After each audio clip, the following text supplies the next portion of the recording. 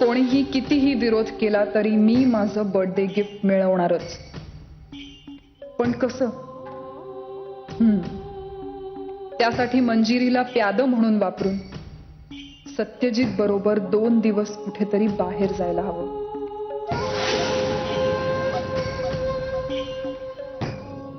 प्रिया या नाही, फायनली तुला तुझं बर्थडे गिफ्ट मिळणार आहे का नाही? कुठे जाणार आहात सेकंड हनीमून साठी? सेकंड हनीमून ना, if I am not wrong. पहिल्यांदा आय गेस तुम्ही फार्म हाऊस वर गेला होतात नाही? नेत्रा, खरं सांगू, आज तू हे जे काही टोमणे मारतेस ना, त्याचं मला काहीही वाटत नाही. इनफॅक्ट मला मजा येते.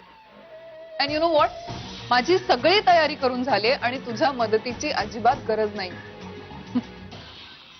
प्रिया डार्लिंग, किती दिवस अशा भिका मागून बर्थडे गिफ्ट मिळवणार आहेत ग? आयुष्यभर फक्त हनीमूनच करत राहायचंय का तुला? का सत्यजित दादांची बायको, माझी मोठी जाऊ असा मानही मिळवायचा आहे कधीतरी आयुष्यात? नेत्रा, तो मान माझ्याकडेच येणार आहे. डे 1 पासून मी हे ऐकतेय प्रिया. पण काय झालंय आतापर्यंत? तुला नक्की काय सांगायचंय ते सांग. There you are. Now you get my point. बोल आता. प्रिया, मागे एकदा आठवतं तुझा आणि सत्यजित दादांचा फोटो काढला होता मी? पण तो फोटो तूच मूर्खपणा करून डिलीट केलास ना? प्रिया, ते फक्त तुमच्या लव्ह स्टोरीचं पोस्टर होतं असं समज. आता पूर्ण फिल्म बनवली तर?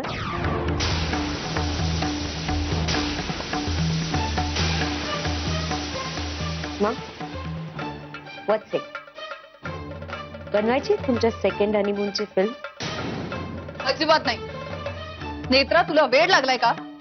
हे असे भलते चलते विचार डोक्यात आणू नकोस ना.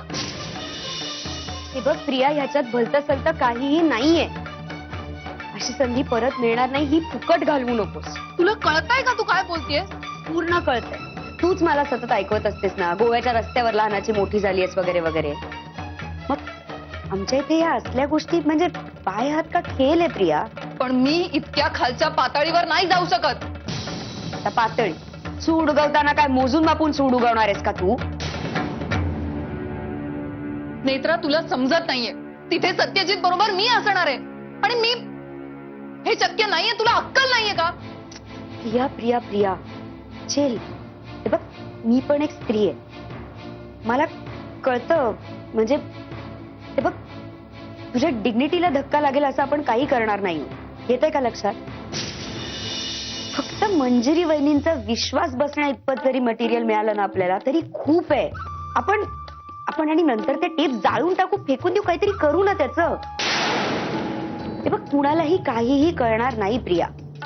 आणि ट्रस्ट मी बघते ना काय करायचं ते. हा, माझे रिसोर्सेस वापरून मी सगळं व्यवस्थित करीन. हे बघ, काहीही प्रॉब्लेम येणार नाही. हे बघ, अशी संधी प्लीज हातातून घालवू नकोस. सारख्या सारख्या नाही मिळत अगं अशा संध्या.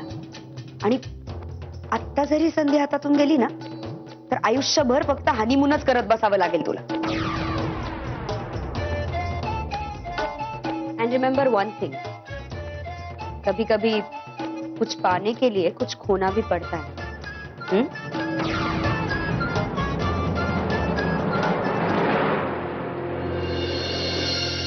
मला माझं गिफ्ट कधी मिळणार आहे? तुम्ही नेमकं काय गिफ्ट देणार आहात प्रियाला? त्यांनी प्रॉमिस केलं ना बर्थडे गिफ्ट देण्याचं, मग ते नक्की देते. मला माहितीये तू तुझा शब्द कधी मोडत नाहीस. सत्यजित,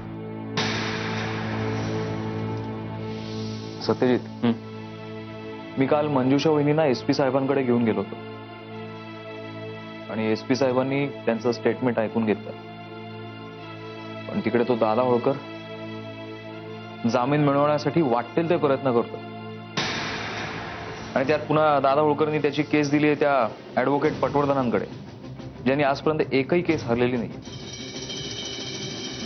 सत्यजित, दादा होळकर जर जामिनावर बाहेर आला ना तर मग आपल्या ह्या सगळ्या प्रयत्नांना काय किंमत होणार आहे? शून्य किंमत आहे. त्यामुळे आता आपल्याला कुठल्याही सिच्युएशनसाठी प्रिपेअर असणं खूप गरजेचं आहे.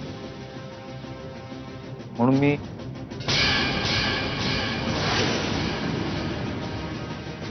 सत्यजित, मी दादा होळकरच्या जामिनाबद्दल बोलतो आणि तुझं लक्षच नाही माझ्याकडे. विहंग अजून नाही ना मिळालंय जामीन. मग आता इथे बसून त्याच्यावर चर्चा करण्यात काही पॉइंट आहे का? जेव्हा मिळेल जामीन तेव्हा बघू.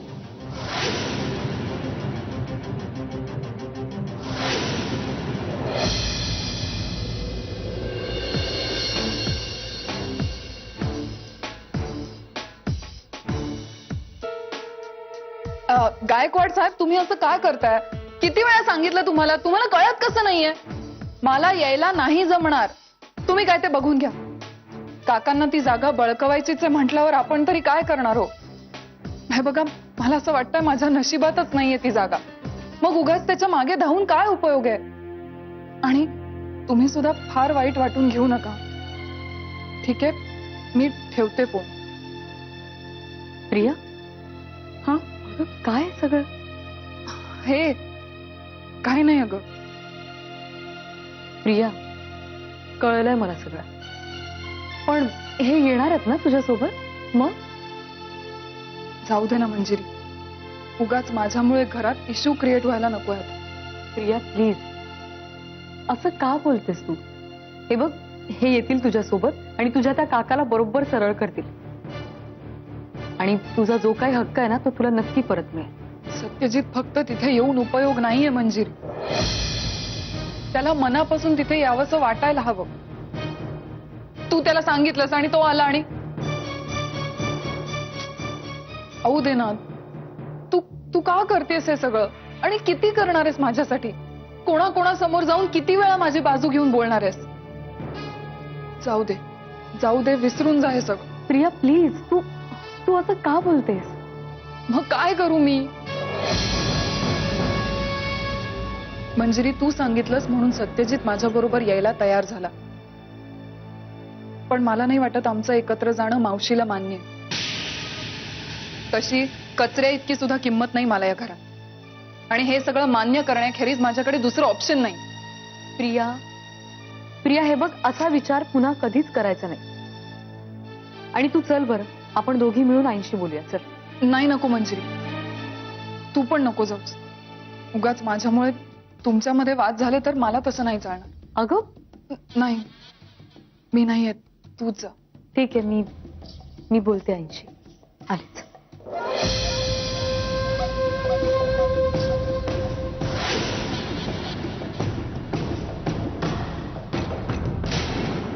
गेल्या 4 दिवसामध्ये घरामध्ये इतकं काही घडलं, निवांतपणे बसून बोलायला वेळ सुद्धा झाला नाही त्यावर. वहिनी, पण हे लय बेस्ट झालं बघ. सत्यजितनं पुन्हा एकदा त्याच्या शत्रूला धूळ चारली बघ. त्याच्या डोक्यावरचं टेन्शनही कमी झालंय.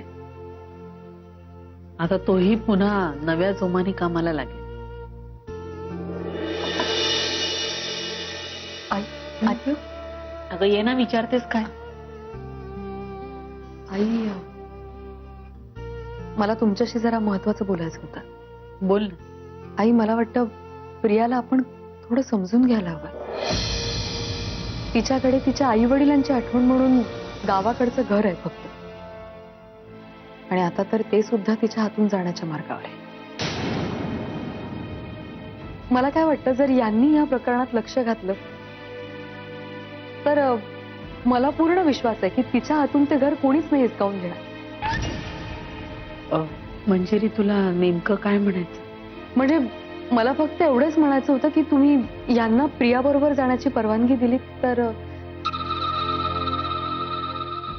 कसं आहे ना मंजिरी, तुम्ही आता काही लहान मुलं नाही आहात. तेव्हा आपला आपण विचार करून काय तो योग्य निर्णय तुम्ही घ्या. यापेक्षा मी दुसरं काय सांगणार आहे. ठीक आहे, मी बोलते यांच्याशी आणि प्रियाशी सुद्धा. येते.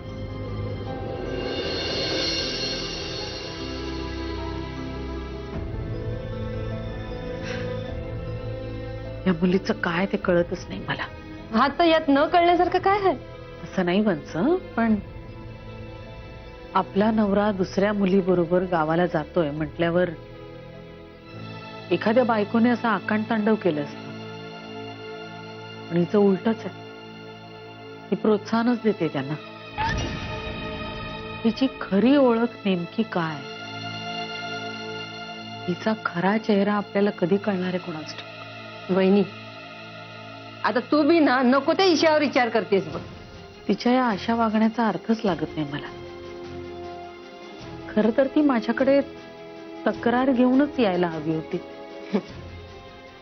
कसं असतं ना वहिनी, ज्याच्या हाताला चिखल लागलेला असतोय ना, तो दुसऱ्याच्या अंगावरचा चिखल बघून कधी बी हसत नाही. आणि ही बया लय शाणी आहे. अगं कधी कसा डाव टाकेल हे आपल्याला सहजासहजी कळणार नाही.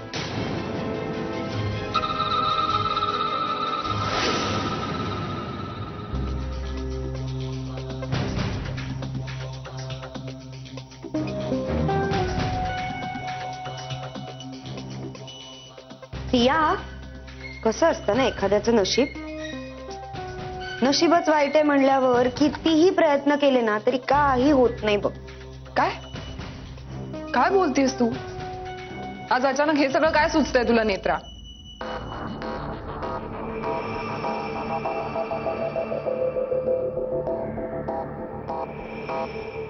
का सुचतंय म्हणजे काय? अगं आता आपल्या मंजुषाताईंचंच बघ ना, दादा होळकर सारख्या माणसाशी लग्न झालं ग त्यांचं. नशीबच फुटकं. काय होणार? मला तर इतकी काळजी वाटते ना. हो ना नेत्रा, मला विचार करून इतकं अस्वस्थ होत आहे ना, खरंच कळत नाहीये ग.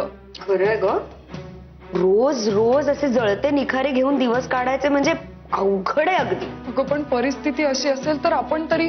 हो ना, सत्यजित दादांनी आता त्यांना मदत करायचं मनावर घेतलं. काय होणार आहे कुणास ठाऊक. तुला माहिती नेत्रा, मला एवढी भीती वाटते ना, सत्यजितची पण काळजी वाटते आणि त्याच्याबरोबर आपलं काही. हो ना, म्हणजे अगं मी ओळखते ना त्या दादा होळकरला. माणूस नाही सैतान येतो. आणि जेलमध्ये जरी गेला असेल ना आता, तरी तो जेलमधनं सुद्धा सगळं कंट्रोल करू शकतो. माहितीये तुला? अगं प्रिया, मी ओळखते ना त्या दादा होळकरला. अगं एक नंबरचा नीच माणूस आहे तो. आज भले त्याला अरेस्ट झाली असेल, पण तो जेलमधनही सगळं कंट्रोल करू शकतो. माहितीये तुला? आधीच त्याची आपल्या घरावर वाईट नजर आहे. त्यात आता सत्यजित दादांनी यांना आपल्या घरात आश्रय दिलाय म्हटल्यावर त्या दादा होळकरला कळलं ना तर काय होईल कुणास ठाऊक. हो ना नेत्रा, आणि तुला माहितीये का, मी तर ऐकलंय की दादा होळकर जामिनासाठी कसून प्रयत्न करतोय. आणि त्याला जर जामीन मिळालं आणि तो तो सुटला तर. अरे बापरे प्रिया, अगं अगं जरा तरी शुभ बोल ग. बापरे, अगं तो सैतान आहे, सैतान. माणूस नाहीच आहे तो. आपल्याला जगाच्या कुठल्या कोपऱ्यात नेऊन गाडेल ना काही सांगता येत नाही. दादांनी ना हे नसतं संकट ओढवून घेतलंय. बापरे, मला ना प्रिया कसं तरीच व्हायला लागलंय का या विचाराने सुद्धा. बीपी शूट झालाय बहुधा माझा. अगं नेत्रा, हे बघ तू शांत हो. तुला तुला काय होत आहे? मी पाणी देऊ का? हे बघ टेन्शन घेऊ नको, शांत हो. काहीही होणार नाही.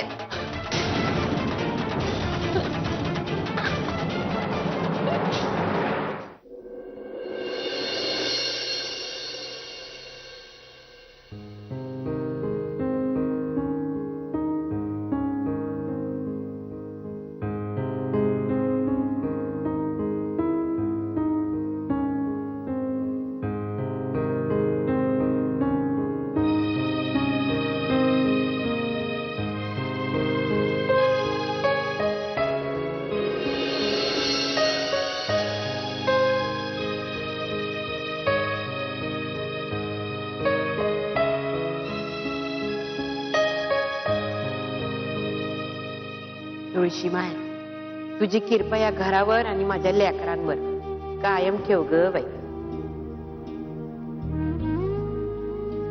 पोरी, घरासमोर तुळस असणं म्हणजे घरात लक्ष्मी नांदत असते. नाही तर आजकालची घर तुळशीचा पत्त्याच नसतोय बघ. म्हणून तरी एकाचं तोंड या बाजूला तर दुसऱ्याचं तोंड त्या बाजूला असते. तुळस असणं म्हणजे घरात समाधान असणं, शांती असणं. पोरी, अशीच कायम हसत राहा बघ. छान दिसतेस. म्या काय आज हाय उद्या नाही, पण तू अशी हसत असलीस ना की लई बरं वाटते. आजी, तुम्ही का असं बोलताय? हे बघा, तुम्ही आम्हाला सोडून कधीच कुठेच जाणार नाही आहात, मला माहितीये. अगं पोरी, म्या काय निर्वाणीचं बोलत नाही हाय. अगं खुळे, माझ्या स्वामींचा आदेश आला की मला जाया पाहिजे माझ्या कामासाठी, म्हणून म्हणलं म्या. पण म्या सांगू तुला, तू या म्हातारीला कधी बी हाक मार. ही म्हातारी असेल तशी निघून येईल बघ. काय काळजी करू नका. माझी गुणाची लेख लई छान दिसते.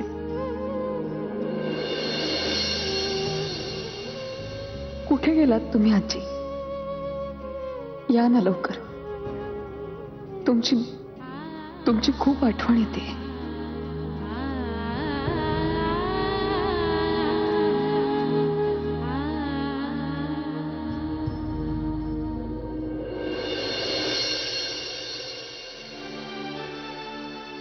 अहो ताईसाहेब, मला काही कळलं असं झालंय बघा.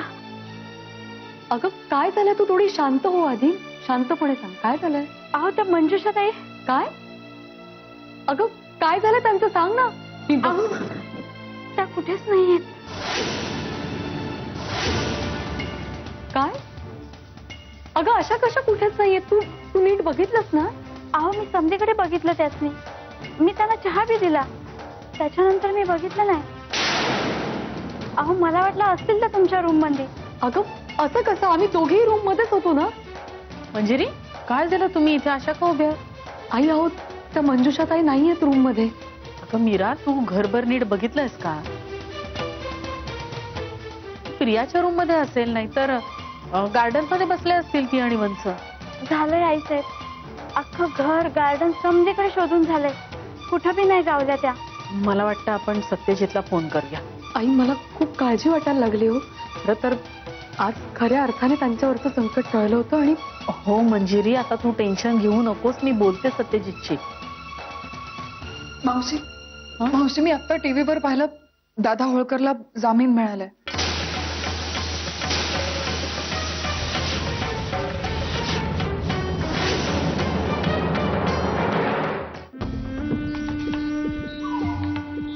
राजाचा पराभव व्हायला लागला की सगळे सेवक निघून जातात संख्ये.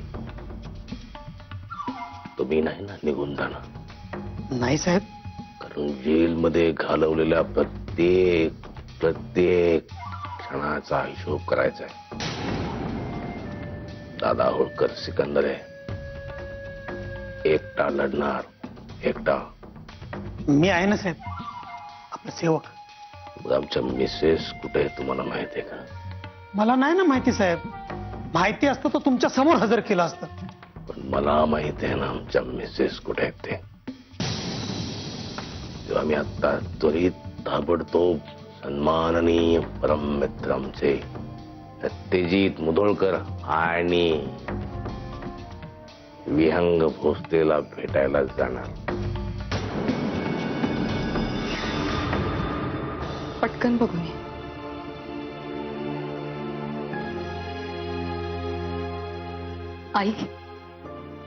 आई मी काय म्हणते, असा विचार करून फक्त काहीच होणार नाहीये. दुसरं काय करायचं मंजिरी? घरभर शोधून बघितलं, ती मुलगी कुठेही नाहीये. काहीच कळत नाहीये. म्हणजे ती घर सोडून का गेली, कुठे गेली, काय माहिती? आपल्याला.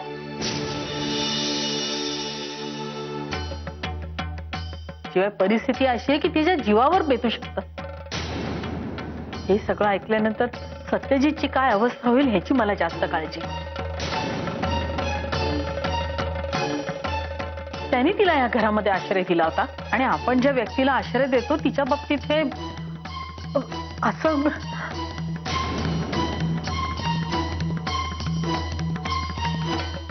आई आई तुम्ही शांत व्हा बघू. मी काय म्हणते त्या फार लांब गेल्या नसतील. आपण जाऊन त्यांना शोधायला हवं आधी. काय वाटतंय? गौरांग, तू आणि प्रिया जा, लगेच जा. नाही नको. म्हणजे माफ करा पण मला असं वाटत होतं की प्रियाऐवजी मी गेले असते तर. प्रिया गेल्यानं असं काय पाप होणार म्हणते मी. वंस,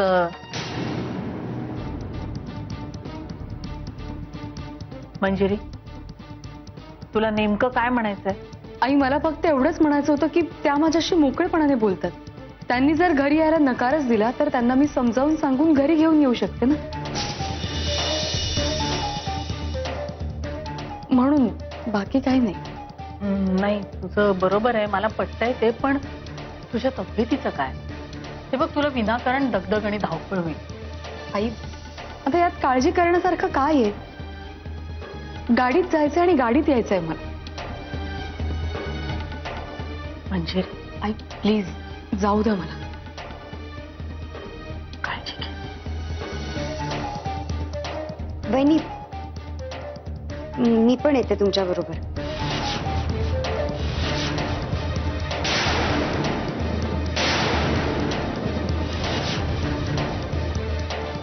चला भाऊजी.